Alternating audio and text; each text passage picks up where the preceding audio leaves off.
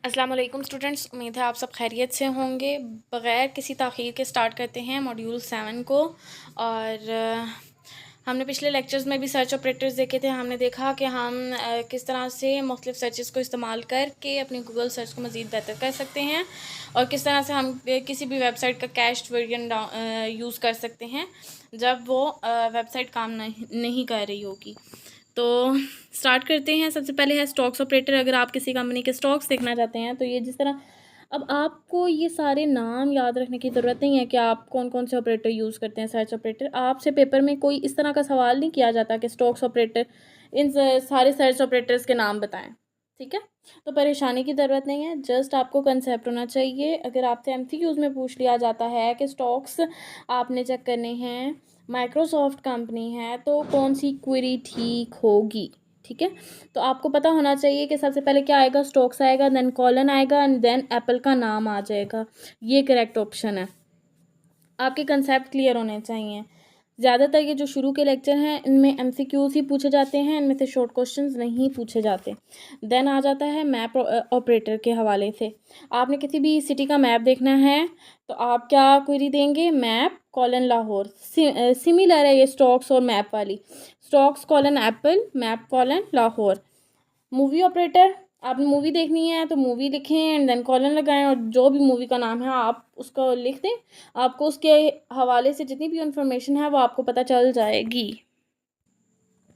इसके अलावा compare food के, यानी कि दो आप डिशेस खा रहे हैं और आप जो हैं वो न्यूट्रिएंट्स जज करना चाह रहे हैं कि किस में ज़्यादा हैं, कौन कौन से न्यूट्रिएंट्स मौजूद हैं। तो आपके सामने एक वेबसाइट लिखी हुई है https एंड देन www.myfooddata नाम की एक वेबसाइट है। आप उस पर जाएंगे, आप दोनों का नाम लिखेंगे एंड देन वो कंपेरिजन कर देगी। इसी तरह डेफिनेशन का एक ऑपरेटर है कि आप डेफिनेशन सर्च करनी है तो आप लिखेंगे डिफाइन कॉलन, देन आपके पास आ जाएगा कंप्यूटर। देन इमेज सर्च है कि कोई भी इमेज आपने सर्च करनी है तो एक लिंक दिया हुआ है, आप उसके ऊपर सर्च करेंगे तो आपको मुख्तलिफ़ तस्वीरें आपके सामने आ जाएंगी और आप उनमें से सर्च कर सकते हैं। टिल्ट, ये लाजमी आप करके देखिएगा। आप जब सर्च करेंगे टिल्ट को तो आपको ज़्यादा बेहतर समझ आएगी, ठीक है। क्या आपकी गूगल की स्क्रीन जो है वो 360 डिग्री घूमती है।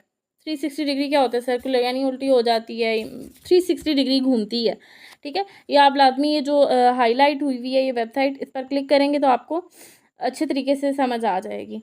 देन मॉड्यूल 8 स्टार्ट करते हैं। मॉड्यूल 8 जो है वो बहुत इजी है।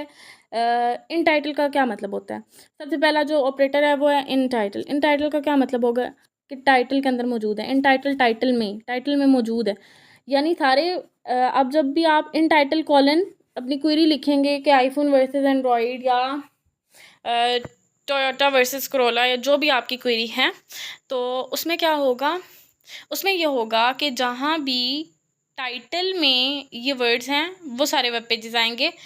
अगर किसी और टाइटल के अंदर भी ये टाइटल के जो मजमून होता है, आगे पूरा ऐसे होता है, पैराग्राफ होता है, उसके अंदर जो है ये वर्ड्स लिखे हुए हैं तो ये नहीं आएंगे।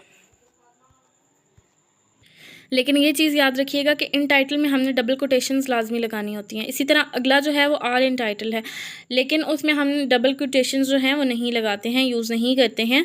और ये जो है ये आपको सारे वेब पेजेस देगा जिनमें इन दोनों नाम जो हैं वो सर्च हुए हैं, ठीक है। सारे के सारे वेब पेजेस दे देगा जिनमें ये दोनों नाम इस्तेमाल हुए हुए हैं। दोनों में से कोई एक भी हुआ है तो वो भी आ जाएगा।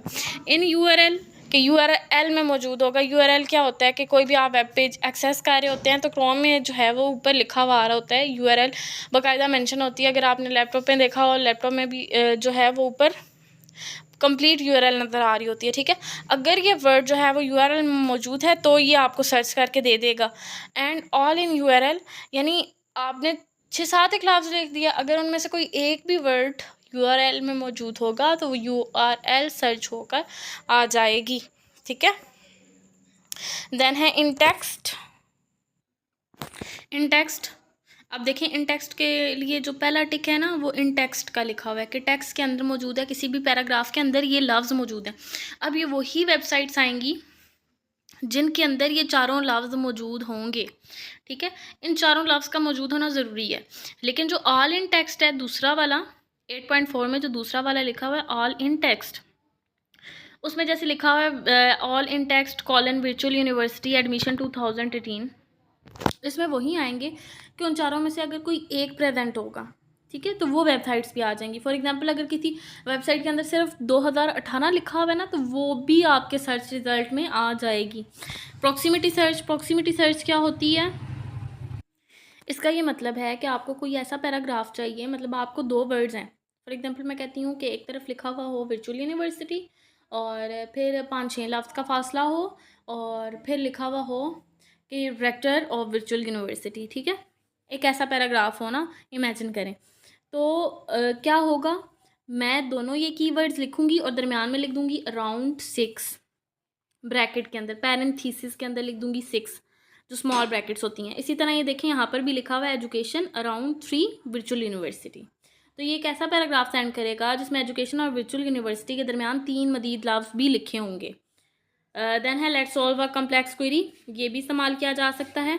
इसका ये मतलब है कि आप जो हैं वो किसी भी वेबसाइट को चेक करना चाहते हैं। फॉर एग्जांपल youtube.com है, एग्जांपल दी हुई है, ठीक है, फेसबुक भी हो सकता है, ट्विटर भी हो सकता है, कोई भी हो सकता है। इन्होंने जस्ट एग्जांपल दी हुई है, साइट लिखा है youtube.com और इन्होंने लिखा है इन URL कि अगर हम पता चलाना चाहते हैं कि कितने ऐसी वेबसाइट्स हैं जो सिक्योर्ड नहीं है, ठीक है, तो हम ये क्वेरी लिखेंगे और HTTPS लिख देंगे तो हमारे सामने वो सारी वेबसाइट्स आ जाएंगी। दैन इसी तरह से मॉड्यूल 9 है और मॉड्यूल 9 इस हवाले से है कि आपको क्या चीज़ें सर्च करनी चाहिए और आपको कौन सी चीज़ें सर्च नहीं करनी चाहिए और आपको कौन सी चीज़ें सर्च मतलब क्यों नहीं करनी चाहिए, वजह क्या है। नंबर 1 जो है वो वजह ये है कि गूगल एड्स देना शुरू हो जाता है। आपकी जोग्राफिकल रीजन के हवाले से जहाँ आप रहते हैं, आपकी हिस्ट्री के हवाले से, आप अगर आप नाम लोकेशन वगैरह सर्च करना शुरू कर देते हैं तो आपको वो एड्स शो करना शुरू कर देता है। इसी तरह सिक्योरिटी एजेंसीज़ जो हैं वो भी आप तक जो इन्फॉर्मेशन पहुंच रही है, जो आप गूगल पे सर्च कर रहे हैं, वो सारा सिक्योरिटी एजेंसी से होकर आ रहा होता है। तो अगर आप कोई सेंसिटिव टर्म यूज़ करते हैं, बार बार उसको सर्च करते हैं, कोई भी सेंसिटिव टर्म है मौजूद जो कि आपके मुल्क के लिए या लोगों के लिए अच्छी नहीं हो सकती, फ़ायदेमंद नहीं हो सकती, और आप उसको बार बार सर्च कर रहे हैं, तो सिक्योरिटी एजेंसीज़ आपके ख़िलाफ़ जो है वो एक्शन ले सकती हैं। इसके अलावा फ्री म्यूज़िक डाउनलोड करते हैं लोग वेबसाइट पे जाकर ना, कोई भी आप मिलनगमा लिखते हैं या कोई भी आप सॉन्ग लिखते हैं और उसको डाउनलोड कर रहे होते हैं, फ्री म्यूज़िक डाउनलोड कर रहे होते हैं, तो इस ट्रैप में बिल्कुल भी नहीं फंसना। ज़्यादातर ऐसी वेबसाइट्स होती हैं जो कि हार्मफुल होती हैं, जिनके अंदर वायरस मौजूद होता है, और जैसे ही आप उस म्यूज़िक को डाउनलोड करते हैं, उस फाइल के साथ वो वायरस भी डाउनलोड होकर आपके कंप्यूटर में आ जाता है और आपकी बाकी सेटिंग्स को ख़राब करता है। सिक्योरिटी कंसर्न्स जो हैं वो हो सकते हैं। अवॉइडिंग एड्स आप अवॉइड कैसे कर सकते हैं? देखिए, आप अपना ईमेल, मेडिकल इश्यूज़ वगैरह ना डिस्कस करें ना, गूगल सर्च पर जाकर अपना नाम वगैरह ना सर्च करें। तो इस तरह से आप अवॉइड कर सकते हैं गूगल एड्स को, ठीक है। अपनी पर्सनल इन्फॉर्मेशन सर्च नहीं करनी। ये जो सारे पॉइंट्स लिखे हुए हैं, ये किस लिए लिखे हुए हैं कि आप पर्सनल इन्फॉर्मेशन अपनी कभी भी गूगल पर जाकर या किसी भी सर्च इंजन पर जाकर अपनी पर्सनल इन्फॉर्मेशन सर्च ना करें, डेंजरस हो सकता है। डेंजरस टू सर्च, क्या क्या चीज़ें डेंजरस होती हैं सर्च करना जो आपने सर्च नहीं करनी? Pressure cooker bomb story, attack, suicide bomb, killers, terrifying insects, killing animals, poisons, murder, medical symptoms, how to make computer virus, hacking, about religion और अबाउट पॉलिटिक्स। ये सारे वो टॉपिक्स हैं जो आपने कभी भी गूगल पे जाकर सर्च नहीं करने हैं। अवॉइड साइबर सिक्योरिटी अटैक्स, वही बात होगी कि फ्री म्यूज़िक और फालतू की वेबसाइट्स, स्पेशली वो वेबसाइट जिनमें सिर्फ लिखा हुआ होता है HTTPS मौजूद नहीं होता, तो उनको एक्सेस ना करें ताकि आपका जो साइबर सिक्योरिटी अटैक्स हैं उनसे बच सकें। एंड देन अनप्लीजेंट रिजल्ट्स आ जाते हैं कि आपको हो सकता है कुछ चीज़ें आप सर्च करें लेकिन उनके सर्च रिजल्ट आपको अच्छे ना लगें, जिस तरह स्मोकर्स के लंग्स हो गए या स्किन कंडीशन या कोई भी सर्जरी की वीडियोस अगर आप सर्च करते हैं तो वो एक आम इंसान जो है वो उसके लिए मुश्किल होती हैं देखना। तो इस तरह की अनप्लीजेंट चीज़ें भी आप सर्च ना करें। देन आपके पास लेक्चर मॉड्यूल 10 आता है और मॉड्यूल 10 में ये देखा गया है कि आप जो हैं वो कंप्यूटिंग कैसे स्टार्ट हुई, कंप्यूटर की तरफ हम कैसे आए, जो हाल के ज़माने में कंप्यूटर है वो कैसे बना। सबसे पहले मैकेनिकल ड्राइवन मशीन्स, यानी जो हाथों से चलती थी, ऐसी मशीन्स की से हम मूव होकर इलेक्ट्रॉनिक्स ड्रिवन मशीन जो बिजली से चल रही हैं उस तक कैसे पहुँचे, कंप्यूटर तक कैसे पहुँचे। सबसे पहला नंबर आता है एबैक्यूस का, कि ये क्या था। ये जो है इसकी रूट्स मिलती हैं कि ये चाइना में, ग्रीक एंशियंट टाइम्स में, रोमन सिविलाइजेशंस में यूज़ होता रहा। और ये क्यों यूज़ होता था? एक सिंपल सी मशीन थी इसमें क्या होते थे, ये देखिए स्क्रीन पे आपको नज़र आ रहे होंगे, इस तरह के बीड्स होते थे जो रोड्स में लगे हुए होते थे। और ये किस लिए इस्तेमाल किया जाता था, ये जो है वो अकाउंटिंग के लिए इस्तेमाल किया जाता था, ठीक है। छोटे छोटे प्रॉब्लम्स को सॉल्व करने, प्लस माइनस के क्वेश्चंस को सॉल्व करने के लिए इस्तेमाल किया जा सकता है। देन आया टेक्नोलॉजी ऑफ गियर। अब इसमें से आपने शॉर्ट क्वेश्चंस कैसे याद रखने हैं, आप एमसीक्यू से लेकर चलें। आप जो भी वर्ड है, जैसे अबैकुस था, या अब हम गियर्स की बात कर रहे हैं, तो आप याद रखें, मेन पॉइंट्स को अपने दहन में रखें, बाकी लाइंस का कोई मसला नहीं होता, मेन पॉइंट्स आपके दहन में होने चाहिए। अगर आपको शॉर्ट क्वेश्चन आ जाता है या एमसीक्यूज आ जाता है, क्योंकि इस तरह की चीज़ें शॉर्ट क्वेश्चंस में भी पूछी जा सकती हैं, इस तरह की चीज़ें एमसीक्यूज में भी पूछी जा सकती हैं। ये जो होता है ना कि फ़लानी वीडियो आ गई, फ़लानी फ़ाइल आ गई, हम सिर्फ फ़ाइल कर लेंगे, तो ऐसा कुछ भी नहीं होता। काफ़ी दफ़ा ऐसा होता है कि आप जो हैं वो सिर्फ फाइल्स करके चले जाते हैं और पेपर जो है वो टोटली आप कहते हैं ये तो बड़ा मुश्किल आ गया था। वो मुश्किल नहीं होता, वो जो फाइल आपने की हुई होती है वो तुक्का नहीं लगा आपका। बेसिकली बात करें तो आपने मेन पॉइंट्स अपने जहन में रखने हैं। अब जिस तरह गियर्स की बात कर रहे हैं, तो मिडिल एजेस आ गया, ठीक है। मिडिल एजेस में ये टेक्नोलॉजी जो है वो अडॉप्ट की गई थी। 2 साइंटिस्ट थे, कौन कौन से थे, Blaise Pascal and Charles Babbage. आप ब्लेज पास्कल किसका था, फ्रांस का। इसी तरह लेबनीज था, चार्ल्स बेबेज था इंग्लैंड का। लेबनीज जो था जर्मन था। इन्होंने ऐसी मशीन बनाई थी जो कि डाटा को रिप्रेजेंट करती थी गियर की पोजीशन, ठीक है। ये देखें, ये गियर टेक्नोलॉजी है। ये जो गियर लगे हुए हैं ये घूमते थे और ये डाटा को बताते थे, नंबर रिप्रेजेंट करते थे, कोई ना कोई नंबर बताते थे। ये आपको ऊपर नज़र आ रहे होंगे छोटे छोटे लिखे हुए 3, 2, 1, ये इस तरह से नंबर बताते थे, घूमते थे और एक नंबर आता था सामने। अच्छा, तो उसके बाद ये हुआ कि इस मशीन के बाद बेबेज ने कोशिश की थी कि किसी तरह से ये रिज़ल्ट्स या जो भी हम एडिशन कर रहे हैं, इसका रिज़ल्ट किसी तरह से पेपर पर प्रिंट होकर आ सकें, जिसकी वजह से हम नए कंप्यूटर की तरफ गए। अब देखिए, कोशिश तो बेबेज की थी, लेकिन जाकर ख़त्म हुई पंच कार्ड्स के नाम से हरमन होलरथ के ज़माने में, ठीक है। ये कैसे काम करती थी, जो भी इंफॉर्मेशन होती थी, मतलब कोई भी नंबर है, फॉर एग्जांपल 9 है तो 9 होल्स हो जाते थे उस पेपर के ऊपर। तो इस तरह से ये जो है ये इन्फॉर्मेशन पास होती थी पंच कार्ड्स के ज़रिए। इसके बाद ये मेंशन किया हुआ है कि ये जो वर्ड था हेलरिथ का, यही आईबीएम की क्रिएशन की बुनियाद बना। आईबीएम क्या है, इंटरनेशनल बिजनेस मैनेजमेंट, और ये एक इदारा है और इसकी बहुत सारी खिदमात हैं कंप्यूटर साइंस की फील्ड में। देन बात करते हैं mechanical driven to electronics driven machines. 19th century में जो है वो कम्प्लेक्स गियर ड्राइवन मशीन्स बनी, पास्कल की, लेबनीज की, बेबेज की, जो कॉस्ट इफेक्टिव थी, ठीक है। लेकिन जैसे ही बिजली के साथ मशीन्स चलना स्टार्ट हुई अर्ली 1900s में, तो ये ज़रूरत महसूस हुई कि इस तरह की डिवाइसेस को भी किसी तरह इलेक्ट्रॉनिक बेस्ड होनी चाहिए, ठीक है। तो क्या हुआ, जॉर्ज स्टिबिट्स नाम आता है 1940s में बेल लेबोरेटरीज में, and the Mark 1 completed in 1944 at Harvard University by Howard Aiken and a group of IBM engineers.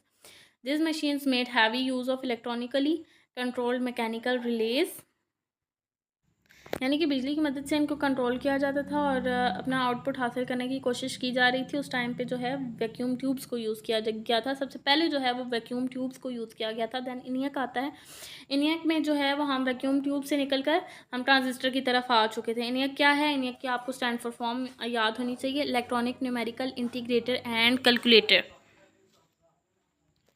2 scientist के नाम आप लोगों ने याद रखने हैं, एमसीक्यूज़ के लिए भी इंपॉर्टेंट हैं, दोनों एमसीक्यूज़ में आ जाते हैं। और इसके अलावा जो है वो शॉर्ट क्वेश्चंस में भी पूछा जा सकता है कि इनियक की स्टैंड फॉर्म बताएं, इनियक क्या था, व्हाट इज़ इनियक, ठीक है। तो जॉन मॉर्शले एंड जेडॉट प्रेस्पर एकर्ट जो है वो Morris school of electrical engineering university of Pennsylvania जो है उसमें काम कर रहे थे और उन्होंने इनियक बनाने की कोशिश की थी, electronic numerical integrator and calculator. अच्छा, फैक्ट शीट क्या है कि जो फर्स्ट इनियक था उसने 1800 स्क्वायर फीट ऑक्यूपाई किया, 20,000 वैक्यूम ट्यूब्स थी, कैपेसिटर्स यूज़ हुए, रजिस्टर्स यूज़ हुए, किलोवाट इलेक्ट्रिसिटी थी, वेट था 30 टन्स। कॉस्ट जो है वो देख लें आप कि $487,000 थी, और जो कि PKR में उस टाइम जो है वो 62.55 मिलियंस बनते हैं।